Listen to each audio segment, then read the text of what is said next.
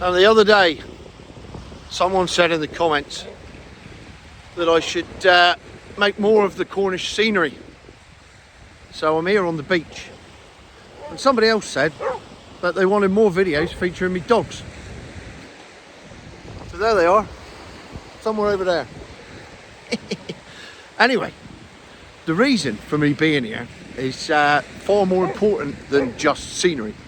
Because I am at a place called, shit, I'm getting wet feet, Parr Beach in Cornwall. Behind me is Parr Harbour. See where that smoke's coming up?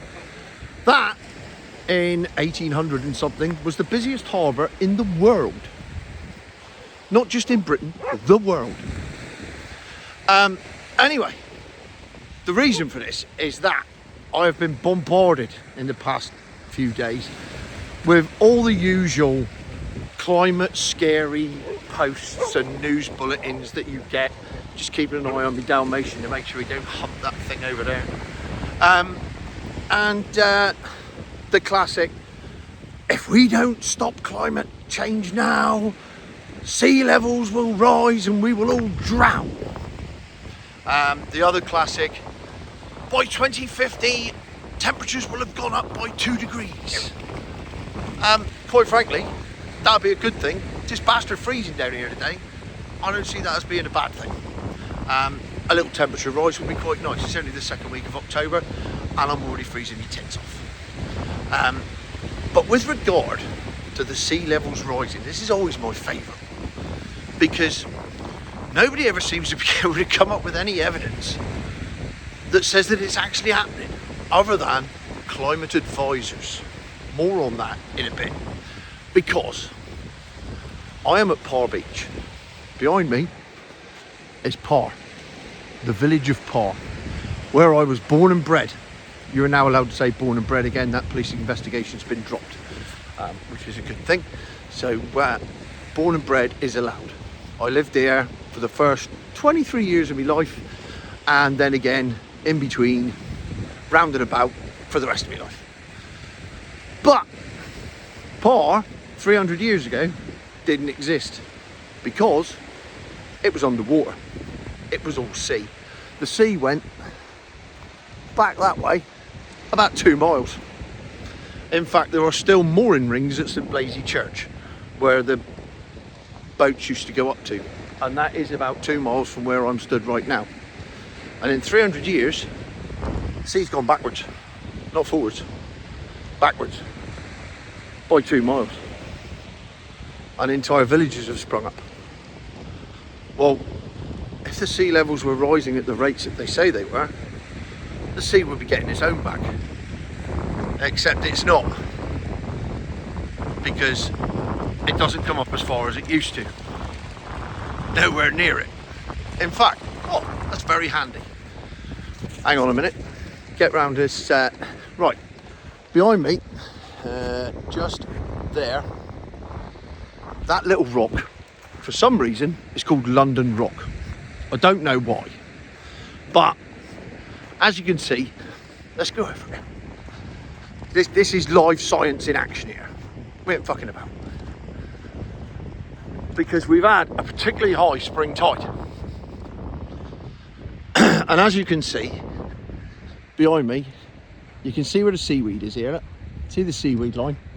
That's how high the tide came up on a particularly high spring tide.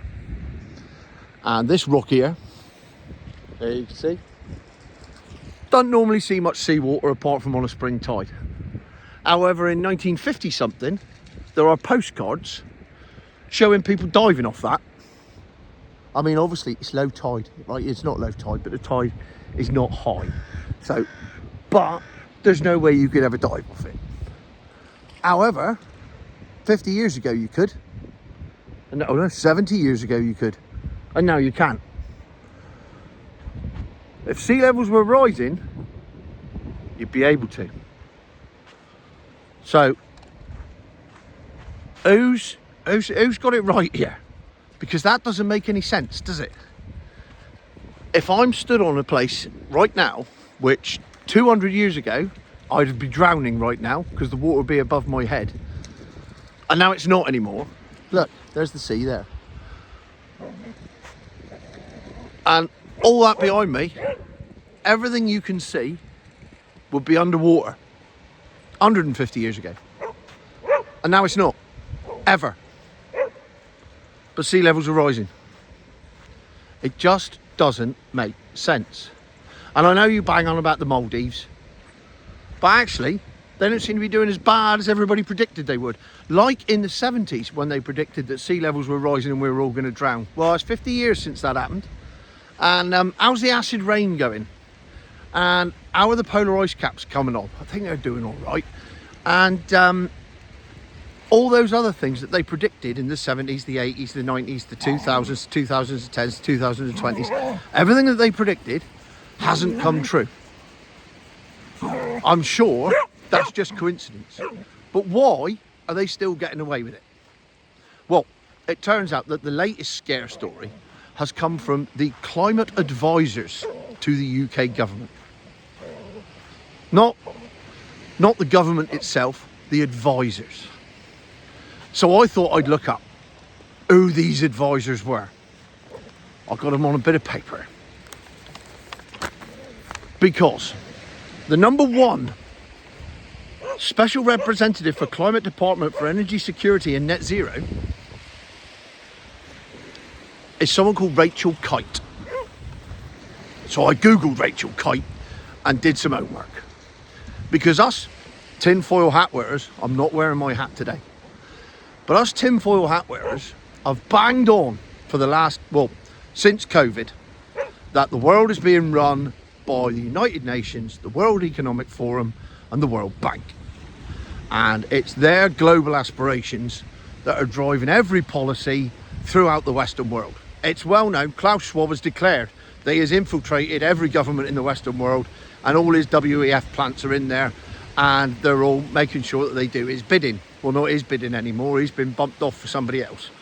But nevertheless, the World Economic Forum are running the world, along with BlackRock and Vanguard. That's a different rabbit hole for a different day, let's just stick with this.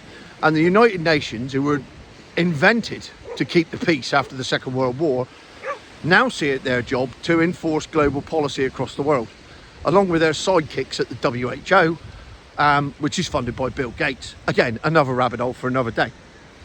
So that's the World Bank, allegedly the Rothschilds, again another rabbit hole for another day.